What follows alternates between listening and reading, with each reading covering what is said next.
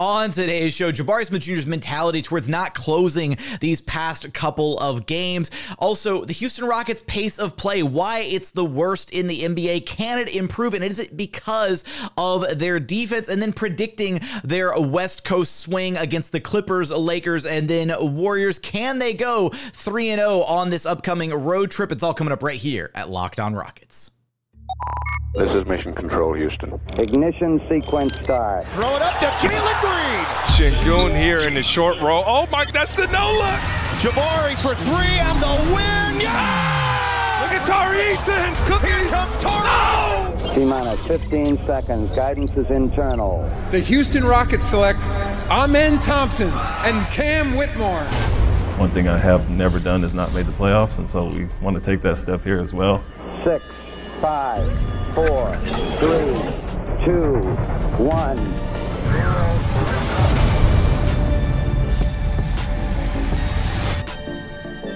What's up, and welcome to another edition of Locked On Rockets, your daily podcast home for everything Houston Rockets basketball. As always, I'm your host, Jackson Gatlin, native Houstonian and credentialed media member. I'm also the host of Locked On NBA Mondays. Be sure to follow along on Twitter at JT Gatlin, and the show, of course, at Locked On Rockets, free and available wherever you listen to your podcasts, including YouTube. Now, today's episode is brought to you by Jace Medical. Empower yourself when you purchase a Jace case, providing you with a personal supply of 5 antibiotics that treat 50 plus different infections. Get yours today at jacemedical.com. That's JASE medical.com. And as always, thank you so much for making this show part of your day every single day, whether it's on your way to work, on your lunch break, in the gym. Thank you for making Locked On Rockets part of your day every single day. Thank you for being an everydayer. Shout out to Pastor Carey, who I got the chance to meet during Jalen Green's Thanksgiving food drive, who is an everydayer of the show. Thank you, Carrie, for making this show part of your day every single day. So much to get into on today's episode. Want to discuss Jabari Smith Jr.'s mentality towards not being in the closing lineup these past couple games for the Houston Rockets, as well as the Rockets' current pace of play. They're dead last in the NBA, and the eye test kind of suggests that it's because of their defense. But when I had the chance to ask Ime Udoka about it, he actually gave a really insightful answer, a pair of answers actually, about how the Rockets can increase their pace, and it doesn't necessarily have to mean running more in transition. And then we'll take a look at the West Coast schedule coming up. 3 games out west against the Clippers, then Lakers, and then Warriors. 3 games in 4 nights for your Houston Rockets. Can they possibly go 3-0 on this road trip? We'll get into all of that. Let's start with the Jabari stuff, because the Rockets winning streak has been amazing. It's been awesome to see them stack up these wins and to be one of the hottest teams in the NBA. But it's also come at a bit of a price, and that price has been Jabari Smith Jr. hasn't been in the closing lineup these past couple games. Against the Pelicans, Jeff Green stepped in to guard Zion Williamson, and then also against the Nuggets, Jeff Green was out there kind of quarterbacking the Rockets defense, calling out all the plays, blowing up all the actions against the Denver Nuggets. And that makes sense, right? You're trying to win basketball games. You're going to put your best 5 on the floor, and Ime Udoka thought that Jeff Green was the right player to have out there in both of those situations. But my reaction to that was, okay, awesome, great win, and that's all great. I was very curious how Jabari was going to take this and how he was going to respond. And when I got the chance to ask him about it, he gave about as good of an answer as you could hope for. What's been your mentality not closing these last couple games? Mentality not closing? We winning. So I ain't really tripping about it. Jeff closing the game's great, and it's good for me to see what he's doing in those situations, why he's in, and just learn from him. It's not necessarily a thing to get down on myself or nothing. It's just, I know I'll be closing games, but it's just right now he knows how to close them. He's an NBA champion, been in the league for 17 years, and I'm just watching, learning how to do it. You know what I'm saying? So just learning a lot from it. That's all. Absolutely love that response from Jabari Smith Jr. I really don't know if he could have answered that question any better than he actually did. He highlights exactly why Jeff is closing. He's like, he's an NBA champion, and it's good for him to be out there. We're winning games. And he highlights the fact that he's able to learn from Jeff when he's out there. And for a little bit later on in the interview, I got the chance to ask Jabari, what he has learned from Jeff so far. And he highlighted attention to detail being one of the key things. And that's a kind of a recurring theme when asked about what these players are really honing in on. So much of it, Ime has brought it up, the players have brought it up, attention to detail. And for me, I think it's really important to see Jabari really work on those little things, right? The fundamentals, the little things that you might not even consider. And that's one of the reasons that Jeff Green is such a tenured NBA veteran, right? He's had a really successful 17-year-long NBA career because Jeff Green does a lot of the little things, right? He might not be, especially now in year 17, Jeff might not be the fastest, the quickest, whatever out there, but he understands the game at a deeper level. And that's how he's able to still be such an impactful force when he's on the floor for the Houston Rockets. So I love this answer from Jabari Smith Jr. and him being able to take this opportunity and learn from Jeff Green is great. Jabari's going to get plenty of opportunity to be out there, to be in closing lineups. He was even substituted in at the end of the game when the Rockets needed a defensive substitution. So it's not like there is, Jabari is underperforming and that's why he's not closing, or Ime Udoka has it out for him or anything in that sense. This is simply Ime Udoka putting the best 5 players on the court to try and win basketball games. And in these past couple games, that 5 unfortunately didn't include Jabari, but he's not down on himself about it. He understands it's a learning experience, and he's also still just in year number 2. The fact that I do think we sometimes forget that, Jalen and Alperen, they're coming into year 3 now. Fred and Dillon are obviously the vets, Jeff as well. Like, there's a lot of expectations on Jabari, and he carries himself and, his maturity level as far as where he's at, despite the fact that he's incredibly young, he's mature beyond his years. So I do think sometimes we forget how young Jabari Smith Jr. is. And he's still got a lot of growing up to do, a lot more time left before we need to hit a panic button on his career or anything like that. Again, I remember making the bold prediction coming into this season that I thought by the end of the year, he would be the Rockets' best overall player. I'm not ready to abandon that prediction quite just yet. It's looking a little bit less likely as we are 10 games into the season, but I do like his mentality, right? His mentality, his work ethic, those are things that are going to carry him a very, very long way throughout his NBA career. Now, whether that's those things will carry him to superstardom or all-stardom or just top-tier role player, kind of TBD at this point. But love the answer from Jabari. Love the mentality that he has about this situation going forward, because that's the exact mentality you want your young players to have when, the vets kind of supplant them in the rotation or situationally at the end of games. And like he said, he'll have plenty of opportunities. And even Ime said it after the Pelicans game. Jabari's going to have plenty of opportunities to close out games. It just didn't happen these past couple times. Coming up, want to get into the Rockets' pace of play. They're dead last in the NBA. Is it because of their defense? And is there a way for them to increase their pace without sacrificing the new defensive identity that they have? We're going to get there in just one moment. First, today's episode is brought to you by FanDuel.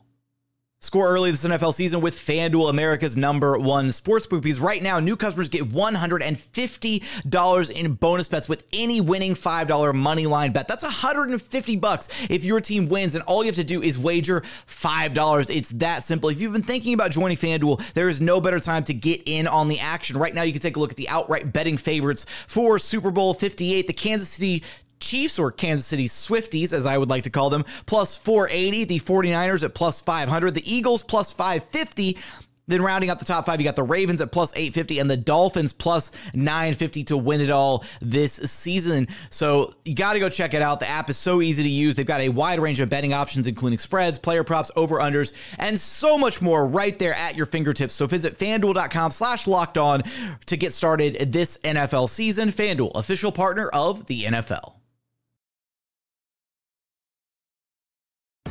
And continuing on here at Locked On Rockets, your daily podcast home for everything Houston Rockets basketball. Now, in our latest episode, Ali Khan and I discussed kind of the Rockets' defensive strengths and their pace of play and things like that. And it kind of matched the eye test that, hey, they are kind of this slow it down, muck it up, new defensive grit and grind Grizzlies-esque identity. And that you would think would lead to a slower pace of play, right? And that kind of matched the eye test, and Allie and I both kind of agreed on that. So when I got the chance to ask Ime Udoka about the Rockets' pace of play and how directly correlated it was with the defense, I was actually really surprised by his answer, and I thought it was a really insightful pair of answers that he gave both me and then the follow-up question that Jonathan Fagan of the Houston Chronicle decided to ask.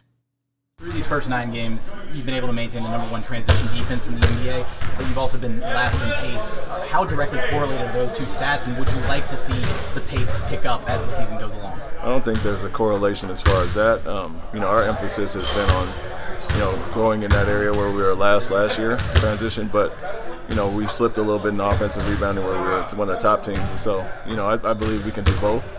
But the offensive pace is more, to me, it's we like to encourage the running off of misses and stops, obviously turnovers, and we've been really good when we've done that. We just got to increase the pace off of makes now, get into things. But at times, especially with me being the first time and our guys here, I'm calling more plays off the makes, which eventually I'll not get to as much, and then I'll pick up and increase our pace. Since Jackson brought it up, can I follow on that? Because I'll use his Ime, you're never. The two things that you guys have been very good at might reflect in pace, in that you're second in the league in secondary assists. And when you switch a lot, I guess that cuts down the other team's pace. Of course. So you must have measures of pace that aren't affected by those. Yeah. How is it? Yeah, I talk about it's not just transition, and obviously we're going to run off of misses and turnovers, but we like to play with pace in the half court, and that's ball movement. And so we see a lot of our extra secondary assists, like you mentioned, and us touching the paint and kicking out for open shots. That's pace in the half court. So we're not just walking, although we're walking up at a slower pace. We like the actions that we're getting into in the half court, and pace is not just transition. Okay, a lot of good stuff to unpack there from Ime Udoka. So first, highlighting that, hey, he doesn't believe that those two things are directly correlated whatsoever. He highlighted that it was more so just, again, cleaning up an area of weakness for the team from last season. So again, dead last in the NBA in transition defense last season. Now, #1 team in the NBA in transition defense. Imagine how cool that must be to be that good at your job, where you can just say, hey, this is a problem spot. Let's clean that up. Let's go from being the worst team at this one thing to being the best team at this one thing. Must feel really, really good to be that solid at your job. And he highlights the fact that it's not about necessarily the defense. Yes, they play a little bit slower, but he highlighted the fact that it's them trying to increase their pace off of makes. So he's been, he said he's been happy with how they've played so far off of misses. And obviously this is a team that is forcing a lot of misses, right? They're one of the top defensive teams in the NBA. They're forcing tough shots, and they're getting out in transition and running off of misses, off of turnovers, off of those kinds of opportunities. Where I was a little surprised is his point about calling plays. And a couple of weeks ago, I asked him, at this point, how much of the offense that we see on the floor is him calling plays versus the guys on the court calling plays? And he highlighted the fact that right now he's calling more sets, more plays than he would probably like to at this point, because it's still a brand new team. They're all still getting accustomed. They're all still developing chemistry with one another. And so he is a lot more hands-on, a lot more active in the play calling department than he would probably like to be. And he, echoed that same sentiment here in his answer to me, where he said right now, he's calling a lot of plays after makes, where, the Rockets are walking the ball up, he's calling sets, and that takes a second to convey that message to the players. Everybody's got to get in their spots. And down the line, we can assume that he wants this Rockets team to play faster off of makes. That's basically what he said, right? So this is a team that they're going to want to, even after a made shot, basically grabbing the ball out of the net and getting it down the court and getting into their actions quickly. And his whole point in his follow-up to Jonathan about playing with pace in the half court, I think is such a genius concept, where you're right, you can play faster in the half court. Pace doesn't necessarily mean transition. I think we like to think that pace means running and gunning and getting up and down the floor super fast, but you can play quickly in the half court as well. You can have a incredibly slow, methodical style of play in the half court, very James Harden-esque, where you're kind of pounding the air out of the basketball and waiting for the defense to make a mistake.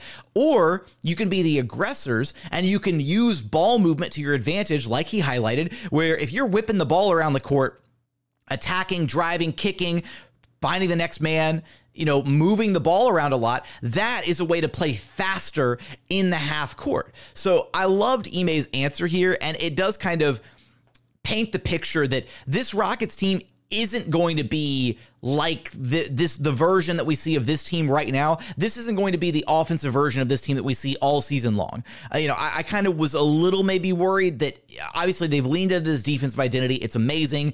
Defense can stick with you. It's consistent. You can win games this way. But there has been a little bit of concern, at least, on what does this team do down the line when they really are up against, one of those upper echelon teams that has a lot of firepower or star power or whatever. Will they just have enough firepower to keep up? Is there enough in the tank offensively for them to keep up with another team if there's a game where maybe their defense isn't, as stalwart as it's been through these first 9 games? This paints the picture that Ime doesn't want this team to have this, slow slog, whatever, offensive mentality. He wants them to play fast. And they've been doing that. They've been getting out and running in transition off of misses, off of turnovers, that kind of thing. Now he wants them to get out and play faster off of makes as well, and playing faster in the half court. And that's something that will gradually increase and get better with time. So I appreciate Ime's answer here, his breakdown, at least as far as his perception of how pace and how the pace of play functions as a result of their style of play. And the fact that they're not a slow-paced team right now because of their defense, but they're simply a slow-paced team right now because they're still kind of learning how to play offense with each other, right? They're still learning all their sets, all their actions. Now, I don't expect this team to suddenly go from dead last in pace to number 1 in pace as the season progresses, but I feel like we can safely assume that they will not be dead last in pace throughout the entirety of the year, and that will gradually increase as the season moves along. Love the answers from Ime and really appreciate his insight. Whenever you ask him good questions, he gives you really good answers. Like, it's been a complete breath of fresh air to get a coach who will actually break down basketball concepts with you and share his insight and his attention to detail in some of these questions. So, coming up, want to get into the Rockets' upcoming West Coast swing. They are set to face the Clippers, the Lakers again, and the Warriors again. 3 games in 4 nights. Can the Rockets walk away 3-0 on this road trip? We'll take a look at each of their opponents, the chances that they'll win, and make some official predictions. It's all coming up here in just one moment. First, today's episode is brought to you by Jase Medical. We spend a lot of time talking together. We get fired up on wins and losses, who's starting and who's sitting, whether the Rockets can go 3-0 on their upcoming West Coast road trip. And today, we're going to get a little bit more personal because we just learned that you can get a 1-year supply of ED medications through Jase Medical. You realize what that means? That means you can bring on that extended travel trip without having to worry, whether it's maybe even the next natural disaster or supply chain issue. You are going to be covered. You don't have to worry about whether or not you can refill your generics for Cialis, Viagra, or whatever other daily medications that you're taking that Jase Medical might be able to offer you. It's only possible because our friends at Jase Medical have figured out that they can include daily medications in their Jase cases. Go online right now at jasemedical.com to receive your 12-month supply of your daily medication. Remember to use promo code LOCKEDON at checkout for a discount as well. If you or someone you love would get some peace of mind by having a year supply of any kind of daily medication, go to jasemedical.com to see if it's offered for you. Remember to use promo code LOCKEDON for $20 off of your purchase. And final segment here at Locked On Rockets, your daily podcast home for everything Houston Rockets basketball. Some big news as Locked On has launched the first ever national sports 24/7 streaming channel on YouTube. Locked On Sports Today is here for you 24/7, covering the top sports stories of the day with the local experts of Locked On, plus our national shows covering every single league. Go to Locked On Sports Today on YouTube and subscribe to the first ever national sports 24/7 streaming channel.